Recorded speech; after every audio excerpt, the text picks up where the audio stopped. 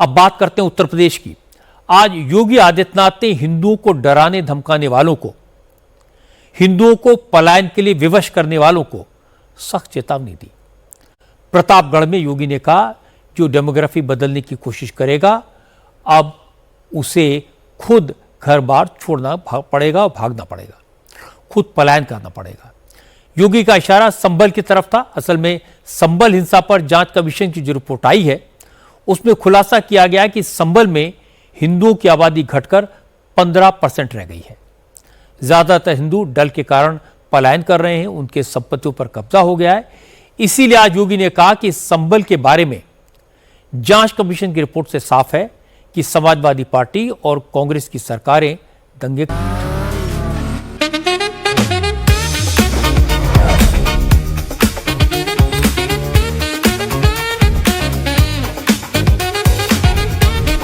Pure technology that is built for your every sense. Acer Pure from Acer. करवाती थी, vote के चक्कर में मुसलमानों को प्रोटेक्शन देती थी और हिंदुओं पर जुल्म करवाती थी। सरकार और प्रशासन की मदद से संभल की डेमोग्राफी बदलती जा रही थी। योगी ने कहा कि अब देश में मोदी की और यूपी में योगी की सरकार है। डबल इंजन सरकार किसी भी इलाके की डेमोग्राफी बदलने नहीं देगी और जो भी कोशिश करेगा उसे अंजाम भुगतना होगा। ये समाजवादी पार्टी या कांग्रेस का जो इंडी गठबंधन है, ये इंडी गठबंधन एंटी इंडिया गठबंधन है, एंटी इंडिया गठबंधन है। ये भारत विरोधी गठबंधन है। ये भारत की आन बान और शान के साथ खिलवाड़ करने वाला गठबंधन है। भारत को अराजकता की भट्टी में झोंकने वाला गठबंधन है। इनकी सहानुभूति 140 करोड़ भारतीयों के प्रति नहीं, इनके द्वारा भारत के संवैधानिक संस्थाओं को सम्मान नहीं दिया जाता है। ये वही गठबंधन है जो अपने समय में, जब इन्हें सत्ता में आने का अवसर प्राप्त हुआ था, उस समय इन्होंने प्रदेश के अंदर और देश के अंदर अराजकता का तांडव किया था। आपने कल देखा होगा न्यूज़पेपरों में, आज के न्यूज़पेपर में और कल के विजुअल मीडिया और सोशल मीडिया रंगे हुए थे। संभल में 24 में वहां पर जिस प्रकार का दंगा करने की एक साजिश हुई थी, उस दंगों की साजिश का कल जो कमीशन, न्यायिक कमीशन बना था, न्यायिक कमीशन ने अपनी रिपोर्ट दी है और न्यायिक कमीशन की उस रिपोर्ट के कुछ अंश सामने आए हैं। कैसे समाजवादी पार्टी और कांग्रेस के समय में चुन चुन करके हिंदुओं को निशाना बनाया जाता था, कैसे उनकी डेमोग्राफी को, उनकी जनसांख्यिकी को कम करके लगातार उन पर अत्याचार करवाए जाते थे, कैसे दंगे करवा करके हिंदू विहीन कर दिया जाता था क्षेत्रों को। लेकिन आज ये डबल इंजन की सरकार है, डेमोग्राफी को भी नहीं बदलने देगी और जो भी डेमोग्राफी को बदलने का दुस्साहस करेगा उसको स्वयं पलायन करने के लिए मजबूर होना पड़ेगा, क्योंकि अब बिना भेदभाव के शासन की योजना का लाभ हर नागरिक को प्राप्त हो रहा है। अब तुष्टीकरण नहीं, संतुष्टीकरण के माध्यम से सशक्तिकरण की तरफ हम लोग आगे बढ़ रहे हैं। संभल हिंसा पर जांच कमीशन की रिपोर्ट में जो दावे किए गए हैं उनको ग्राउंड पर वेरीफाई करने के लिए मैंने अपने संवाददाता अभय पाराशर को संभल भेजा। आप अभय पाराशर की रिपोर्ट देखेंगे। जिन लोगों ने संभल में अपने घरों और दुकानों पर ताले लगाकर दूसरे शहरों का रुख कर लिया, उनकी बात सुनेंगे तो अंदाज़ा होगा कि पिछले 50 साल में संभल में हिंदुओं की आबादी घटकर 15% क्यों रह गई। अभय ने बताया कि संभल के जिन मोहल्लों में पहले हिंदुओं की आबादी ज्यादा थी, अब उन मोहल्लों के ज्यादातर मकानों पर या तो ताले लटके हैं या फिर इन मकानों को बाहर से आकर संभल में बसे मुसलमानों ने खरीद लिया। संभल के डाकखाना रोड पर ज्यादातर घर और दुकानें हिंदुओं की हैं। इस इलाके में कभी बड़ा बाजार हुआ करता था, लेकिन अब यह मोहल्ला सुनसान है क्योंकि ज्यादातर हिंदू अपने बच्चों को लेकर सामान समेटकर मुरादाबाद, दिल्ली और गाजियाबाद जैसे इलाकों में शिफ्ट हो गए।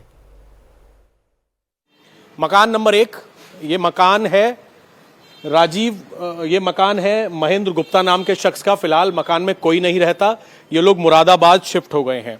ये दूसरा मकान है राजीव गुप्ता का, जिनकी यहां पर इस तरीके से बालाजी कॉस्मेटिक की दुकान थी। ये भी यहां से शिफ्ट हो गए हैं, मुरादाबाद चले गए हैं।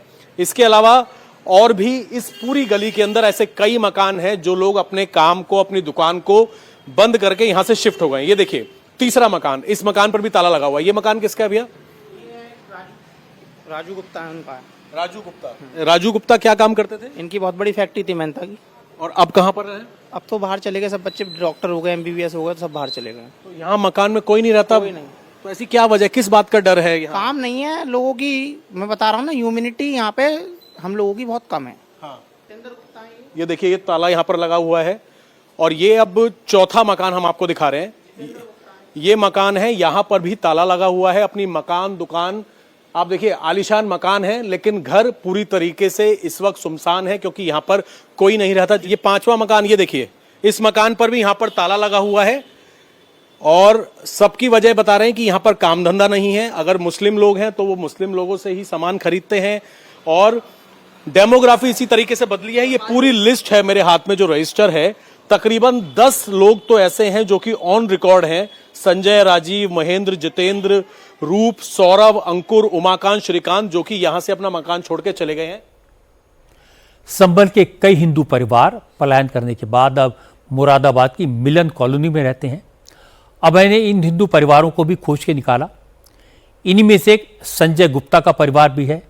संभल में संजय की दुकान थी, बड़ा सा मकान था, लेकिन मजबूरी में उन्हें सब कुछ छोड़कर भागना पड़ा।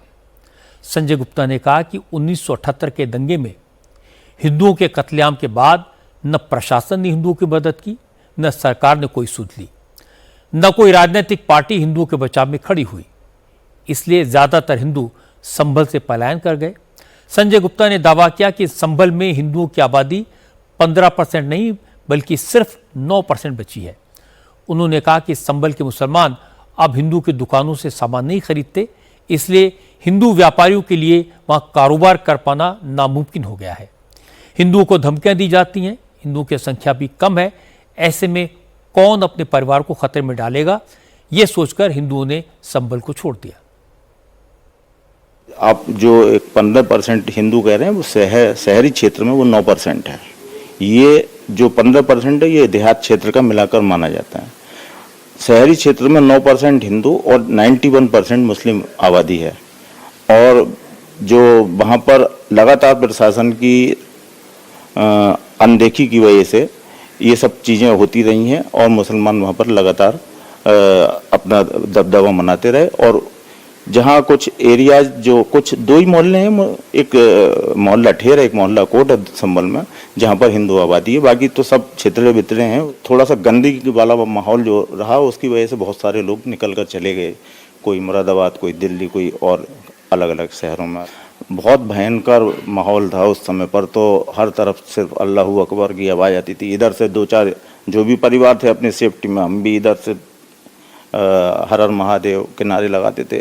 78 का झगड़ा तो मेरे को बहुत सारा याद है बिल्कुल, जब फायरिंग हो रही थी सामने से, मंजर सफ़ी या लोग सामने हमारे अपने मोहल्ले वाले लोग नहीं होते थे, लेकिन ये पीछे से जो बाहरी लोग आ जाते थे वो उन लोगों ने इस माहौल में बहुत ज़्यादा गंदगी पैदा करी है। जो प्रशासन चाहेगा वैसा ही होगा। प्रशासन बिल्कुल भी हिंदू के पक्ष, मतलब एक वो मुस्लिम परस्त जो थे वो प्रशासन वहाँ पर था। मुरादाबाद की मिलन कॉलोनी में अभय पाराशर को संभल के कई हिंदू परिवार मिले। संभल छोड़ने की सबकी कहानी एक जैसी है। सतीश गर्ग की संभल में बड़ी फैक्ट्री थी, लाखों का कारोबार था। गर्ग परिवार ज्वाइंट फैमिली में रहता था, मुस्लिम परिवारों के साथ उठना बैठना था। लेकिन 1978 के दंगों के बाद सब कुछ बदल गया। सतीश गर्ग ने कहा कि 1978 के दंगों में उनके मामा की हत्या कर दी गई, फैक्ट्री जला दी गई, कई हिंदुओं को आग में जिंदा झोंक दिया गया। इस दंगे के बाद संभल का माहौल बिल्कुल बदल गया। हिंदू परिवार दहशत में जीने लगे। हिंदू घरों की बेटियों को मुस्लिम लड़के टारगेट करने लगे। कारोबार ठप हो चुका था, इसलिए उन्होंने संभल छोड़ने में ही भलाई समझी। 1978 के दंगे के बाद संभल में जो माहौल था वो बिल्कुल बदल गया। हिंदू परिवार दहशत में जीने लगे। हिंदू घरों की बेटियों को मुस्लिम लड़के टारगेट करने लगे। कारोबार ठप हो चुका था, इसलिए उन्होंने संभल छोड़ने में ही भलाई समझी। रिपोर्ट किसी एक अफवाह पर जो है वो पूरा बलवा कर दिया गया और उसमें हमारी फैक्ट्री को आग लगी थी। करीब हमारा 8-10 लाख रुपए का नुकसान हुआ था उस वक्त। बैंक में जो है हमारा सब माल वो था, सब लूट के ले गए थे और ट्रक वगैरह था, ट्रक खड़ा था, वो सब जला दिया था। हमारे मामा जी की डेथ को मारा था और वहाँ पर आप समझे जो हमारी गद्दी थी जहाँ हम बैठते थे वहाँ पर 9 लोगों की लाशें एक के ऊपर एक रख के जिंदा जला दी गई थी वहाँ रख के। उन लोग जो हिंदू बच्चों के स्कूल होते थे वहाँ इस बात का विशेष ध्यान देखा जाता था कि जो मुसलमान बच्चे होते थे वो मतलब उनको टारगेट करने की कोशिश करते थे। हिंदू लोग हैं वो वहाँ पर रहने ही नहीं चाहते क्योंकि जब जैसा शासन होता है वैसी प्रशासन होता है। शासन जो है वो सब तुष्टीकरण की नीति अपनाता था, इसलिए प्रशासन भी उसी तरह से व्यवहार करता था। हिंदुओं की बात सुनी नहीं जाती थी, मुसलमान जो कहते थे वो बात छोटी बात भी उस पर उनकी बात पर ध्यान दिया जाता। हिंदू लोग जो थे उनकी बात को कोई सुनता नहीं था, उन पर जो अत्याचार होते थे।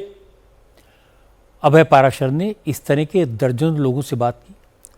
वक्त की कमी है, मैं सबकी बात तो आपको नहीं सुनवा सकता, लेकिन मैंने सबकी बात सुनी है।